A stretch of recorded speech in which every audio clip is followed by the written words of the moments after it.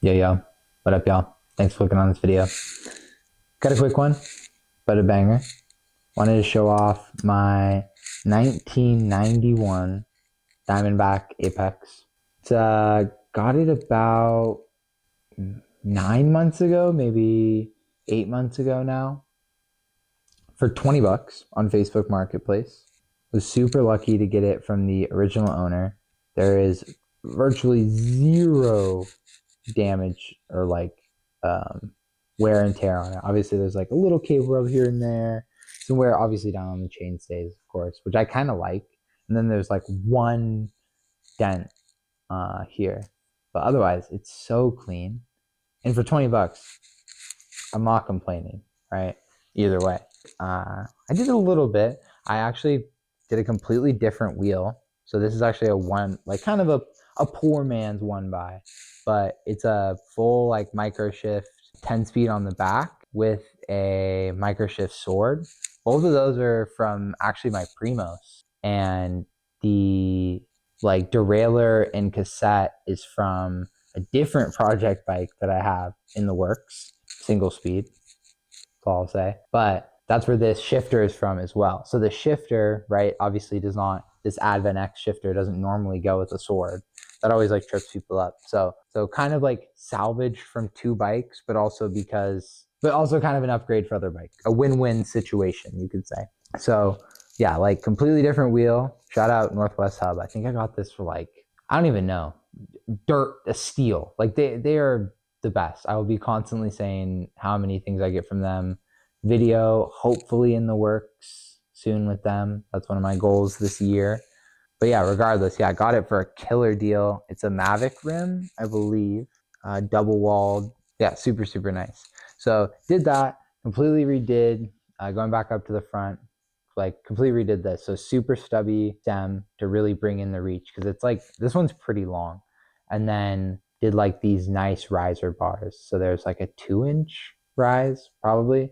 I've tried drops. I've tried like a real true flat bar, and it just, none of them feel, or sorry, not, this is kind of a flat bar, more of like a sweat back. And it didn't feel good with this frame. It kind of, I don't know, didn't feel like the soul, you know? These have been super nice. I can't do long miles with them because I'm definitely I will be honest and say I prefer drop bars, but I can do 10, 15 miles on this, no problem. Around town or just having fun. I'll like take this to nearby trails, rip it up. I do need to get new tires. These are literally the original tires.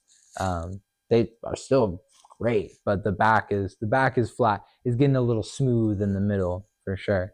Right now I have the yellow Chester race faces on them, but I would say, and in some of the photos or videos I have clipless. I definitely am going to go back to clipless. I think, one of my bikes, and maybe it is this one that I leave them on, but one of my bikes I want to have flats on in case like my fiance wants to ride it or a friend who's over, anything like that. So talking out loud, it probably actually will be this bike that I'll leave it on.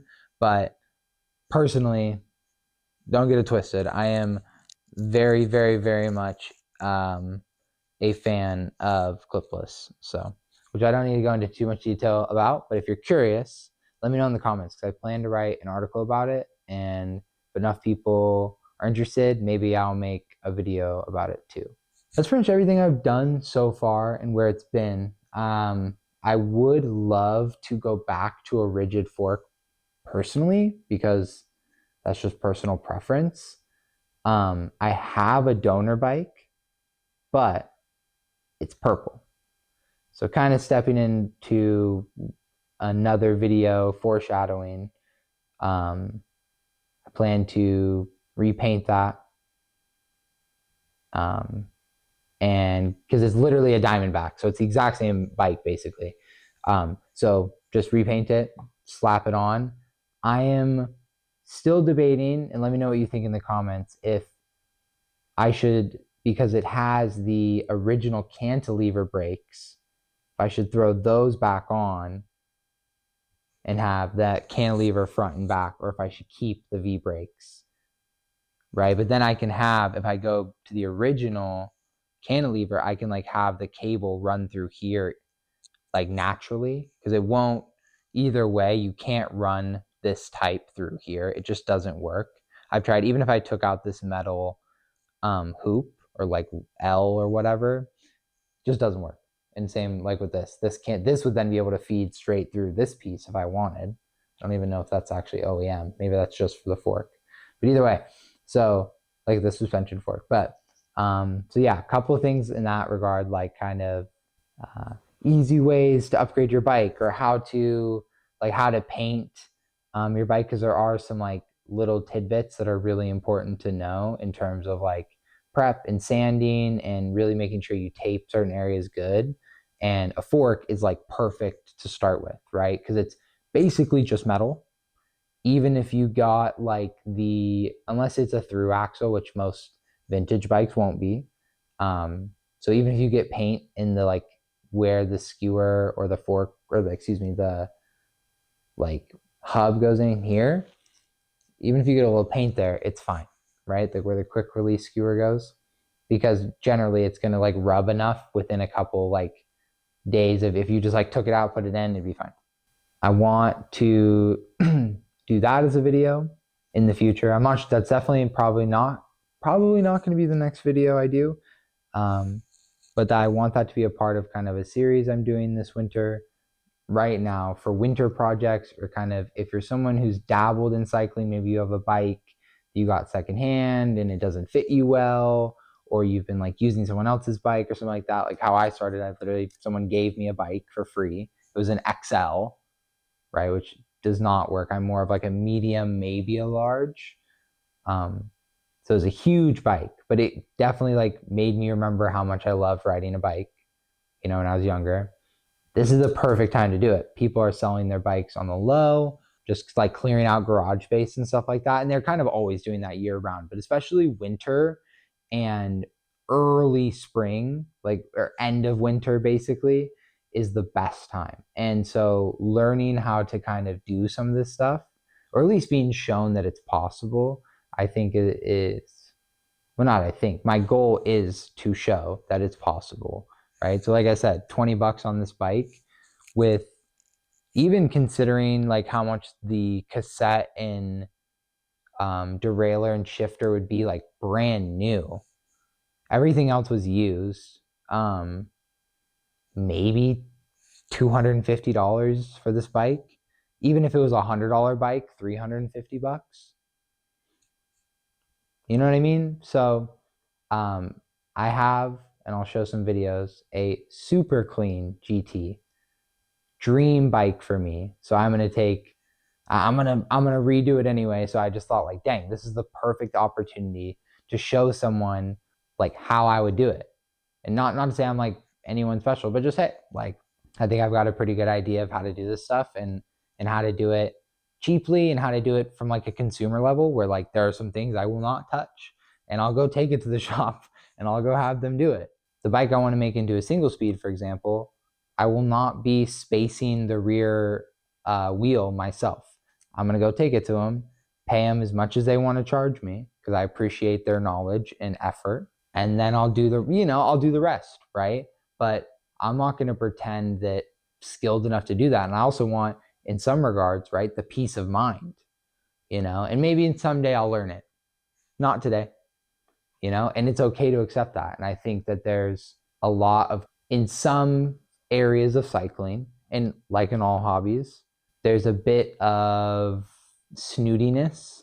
There's a bit of also a weird amount of like people that also don't know anything about their bikes and just hand and foot rely on shops. So I get why these shops are a little annoyed when people who aren't willing to spend a bunch of money, it seems like, are also acting that way. Like if you're a new person who's never really been into bikes and you walk into one of those shops, how I experience, you're not treated the best. And that's okay. But there are lots of shops like Northwest Hub, Something Cycles, probably so many more, that are more than happy to, basically help you take one of their secondhand bikes that they've made super nice and make it perfect for you if you're not comfortable just doing it at home. So yeah, I basically want to show a start to finish. Like if I get stuck, like the rear wheel on the GT as I got it is sounds terrible. So I have thankfully a spare wheel, thankfully. But I do. Actually, I think it's literally this one's wheel. So, but it's that wheel, 7-speed. So just swap it over. But the chain's also been skipping. So I'm going to replace the chain. Well, not the chain, but like in the drivetrain. But if it keeps skipping, I'll probably have to change the bottom bracket, sort of swap out those gears. And I'm not going to go through the effort of that, like figuring that out. So I'm just going to take it to them and say, hey, can you swap this out for me real quick? They'll go, yeah. And I'd love to show that because there are certain times where you just need to go, hey, I know how much my time is worth. I know how much I'm willing to pay for my time. Time to hand it off. That is one general video idea I kind of have in the works. So I hope you're excited for it. I'm not sure. It might be one video that's like 30 minutes or maybe a bunch of videos that are like 10, 15 minutes. If it's like taking me weeks, maybe I'll start just putting them out. But if I can get it done in a week, which is hopefully my goal, then it'll just be one big chunky video. I have to say I'm very inspired by Gary's project. So like I love the way that he does that and just is unapologetically just doesn't bleed it out and just posts it. So that's my goal. I think that's it for now. I could probably talk forever, so we'll leave it at that. I've definitely probably also gone past how long I thought this video was going to be in my head, but that's fine. Hopefully you enjoyed it. If you did and you aren't subscribed and you haven't liked the video, please do both of those. That'd be fantastic. If you've done both of those, I love you. I appreciate it. Also, Instagram. If you've got any questions, feel free to drop them in the comments, but also feel free to DM me on Instagram, drop a follow. I'd appreciate that. I love posting photos. Like photography is something I'm really into, as well as videography. Hopefully I can start kind of highlighting that more and more. But I really love showing that off Instagram. So there'll be lots of photos of this bike up there in unison with this video. An article I typically try to post whenever I make a video. So check out my blog as well, please. I really enjoy. I think there's a little bit of a gap that's been made in the last couple years with like the boom of social media in terms of like short form and TikTok and all that, where people don't love to read. I encourage you, if not to like sound like a teacher or some shit, but it's like work your brain as much as you're working your body. I think a lot of us are probably in a similar mindset. It is where if like you're watching this video, you probably really like cycling. So take a little bit of effort to work the thing that controls the body that you're taking care of or enjoying using or whatever, however you want to put it. I'm guilt tripping you. Enough of that. Anyway, yeah, read my blog. It's cool. I write funny shit sometimes, mostly post photos a lot. I need to be better about posting videos and all that and everything more consistently. That's my goal kind of by the end of the year, because I don't believe in New Year's resolutions. So like, I'm just trying to be better about that. Hold me to it if you care. If not, I'll see you in the next video. Look forward to the GT. It's going to be amazing. I'm excited. Have a good one. Deuces.